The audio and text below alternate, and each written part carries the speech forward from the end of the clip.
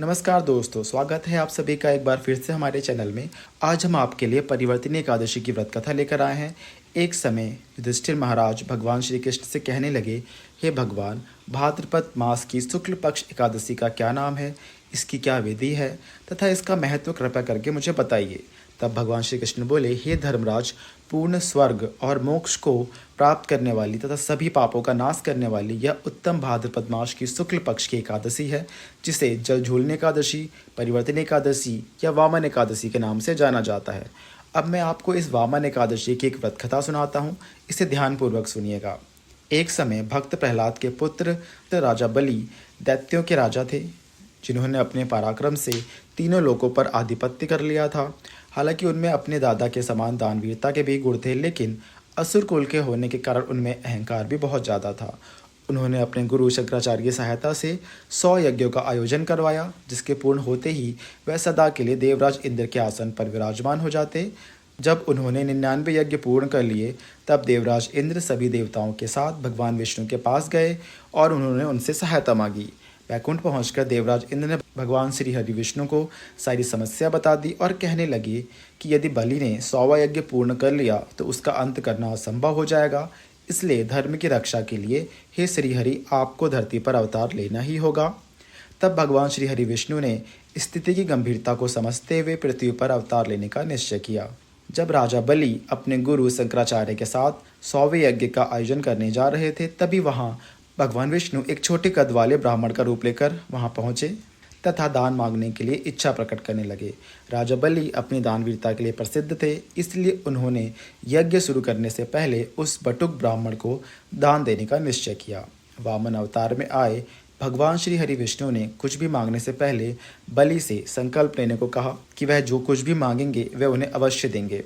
राजा बलि को अपनी धन संपत्ति तथा शौर्य पर अहंकार था। इसी मध्य में वह संकल्प लेने लगे। उसी समय उनके गुरु शंकराचार्य ने वामन अवतार में आए श्री हरि विष्णु को पहचान लिया और बलि को चेतावनी देने लगे कि वह संकल्प ना लें तथा यज्ञ की शुरुआत करें। किंतु राजा बलि अपने अहंकार में चूर थे। उन्होंने अपनी दानवीरता से पीछे हटने से मना कर दिया। उन्होंने अपने गुरु से कहा कि वह अपने द्वार पर आए किसी भी ब्राह्मण को खाली हाथ नहीं भेज सकते, चाहे वे तीनों लोकों के स्वामी भगवान श्री हरि विष्णु ही क्यों ना हो। भगवान विष्णु उनके द्वार पर एक याचक के रूप में आए हैं, तो वह कैसे मना कर सकते हैं। ऐसा कहकर राजा बलि ने संकल्प ले लिया। संकल्प लेने के बाद उन्होंने ब्राह्मण से अपने लिए कुछ मांगने को कहा।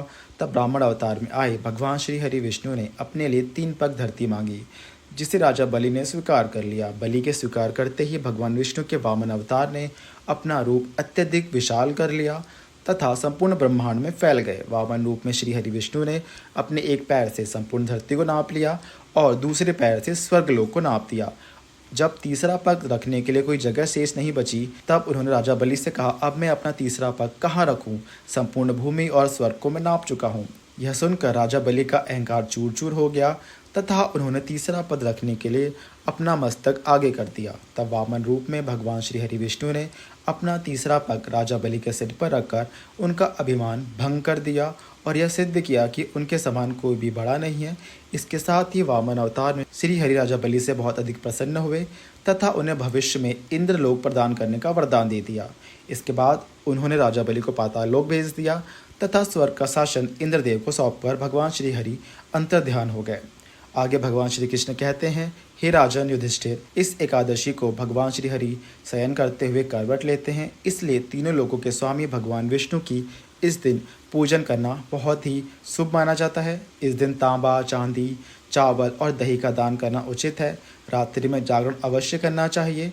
जो विधि पूर्वक इस एकादशी का व्रत करते हैं, सभी पापों से मुक्त होकर वे स्वर्गलोक को जाते हैं और चंद्रमा की तरह प्रकाशित होते हैं और यश प्राप्त करते हैं। इस पापनाशक कथा को पढ़ने या सुनाने से उन्हें हजारों अश्वमेघ यज्ञों का फल प्राप्त होता है, साथ ही वैकुंठ लोक की प्राप्ति भी होती है।